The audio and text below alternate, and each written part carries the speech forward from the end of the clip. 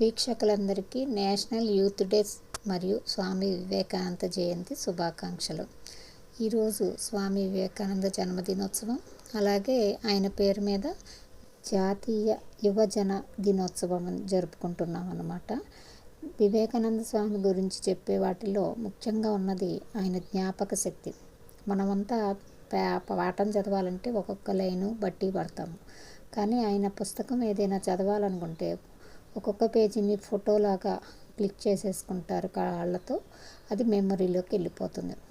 ఒక గ్రంథాలయానికి వెళ్ళి ఒక పెద్ద పుస్తకాన్ని తీసుకుని మన్నాడు రిటర్న్ చేసేస్తారు.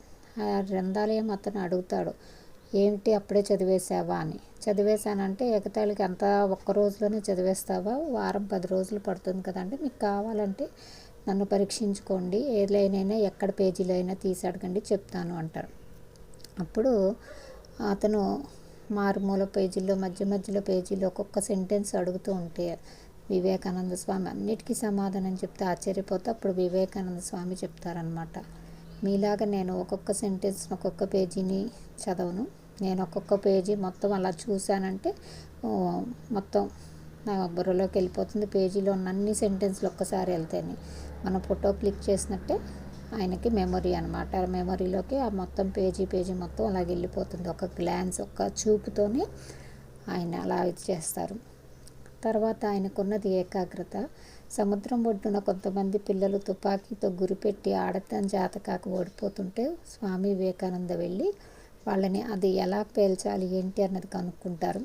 చెప్పిన తర్వాత వాళ్ళ దగ్గర నుంచి తీసి ఆయన గురిపెట్టి దాన్ని చక్కగా కాలుస్తారనమాట. పిల్లలు ఆశ్చర్యపోతారు. మొట్టమొదటిసారి ఇవన్నీ నేర్చుకున్నదే కాకుండా గురిపెట్టి ఎలాగా చేశారు, మా వల్ల కాలేదు, ఇంత సమయం నుంచి ఆడుతున్నాము అంటే ఏకాగ్రత అనగానే మనకు అర్జునుడు బాణము గుర్తొస్తుంది. అంతగా ఏకాగ్రతగా ఆడితేనే ఇది ఉంటుందని ఈ స్వామి వివేకానంద నుంచి మనం నేర్చుకోవాల్సిన ఎన్నో ఉన్నాయి. ఇవి రెండు పిల్లలకి పరీక్షల సమయంలో ఏకాగ్రత ఒకటి, జ్ఞాపక శక్తి ఒకటి గురించి చెప్పాలని ఈ వీడియో చేశాను. ఇకపోతే ఈ పైన కనిపిస్తున్న అలిశెట్టి ప్రభాకర్ గారు, ఈయన కవి అలాగే పెయింటర్ అనమాట. ఆంధ్రజ్యోతిలో 6.5 సంవత్సరాలు సిటీ లైఫ్ కవిత శీర్షికన ఈయన కవితలు ప్రచురించబడినవి.